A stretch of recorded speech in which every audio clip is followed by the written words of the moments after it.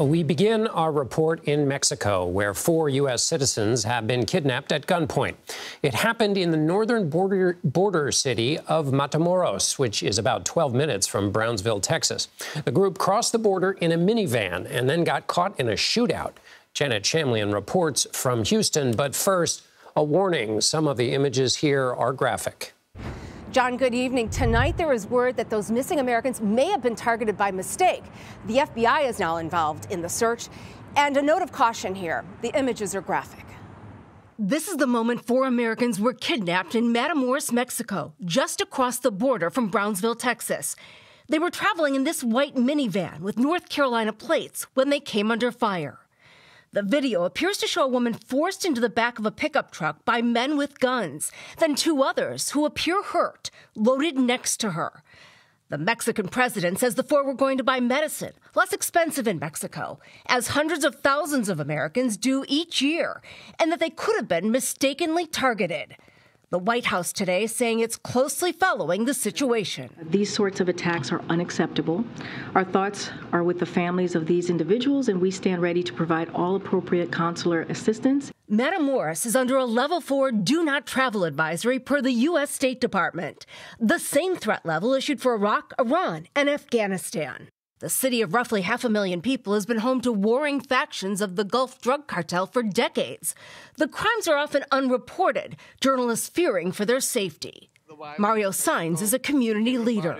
We hear about the cartels, we hear about the shootings, but when it involves kidnapping or it involves Americans, it sends a very strong message to our community here in Brownsville and all along the border. U.S. officials are not identifying the Americans, citing privacy concerns. The FBI is now offering a $50,000 reward. That's not only for the return of the missing, but for the arrest of the kidnappers. John? Janet Shamlian in Houston, thank you. For more, let's bring in CBS News reporter Enrique Acevedo from Mexico City. Enrique, you did a story in this area for 60 Minutes back in 2020. Can you explain why this area is so dangerous? Sure, John. These organizations that are linked to human trafficking and drug trafficking along the border in places like Matamoros, they have really taken control over the territory, and not just in Tamaulipas, the state neighboring Texas, but really in other parts of Mexico. And that's part of the controversy, the reality, I would say, fueling this debate over whether or not to categorize drug trafficking organizations in Mexico as terrorist organizations. Because the firepower they have, the power to corrupt officials has grown so much in the last couple of decades that they really control part of the Mexican territory. And what if anything, do you know, or has there been an update about the conditions of those who've been abducted? And what's the politics of this in terms of the Mexican president and U.S.-Mexican relations in terms of how this gets handled publicly? Well, to answer your first questions, we talked to high-level Mexican officials about whether or not these American citizens were still alive or being held captive. They are operating under the assumption that they are still alive and that at least one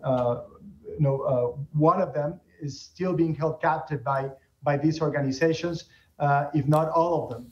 That's the latest we had from Mexican officials.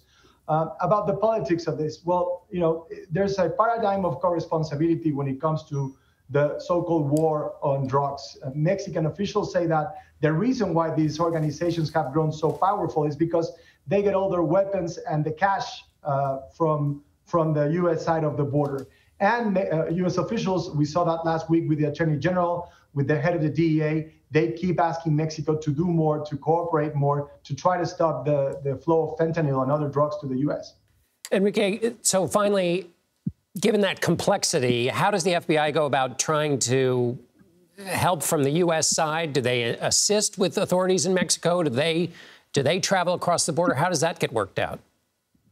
That's really linked to your second question about the politics of it all, because the FBI can't work on the crime scene. They really have a advising role on the investigation, and they cooperate with Mexican officials at every level to try to give them, the technology, any sort of advantage they can to solve this horrible crime.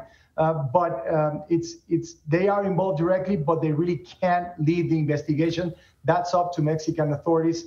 And in the case of Tamaulipas, it's not always brought the expected results. Enrique Acevedo in Mexico City, thank you so much. Thank you, John.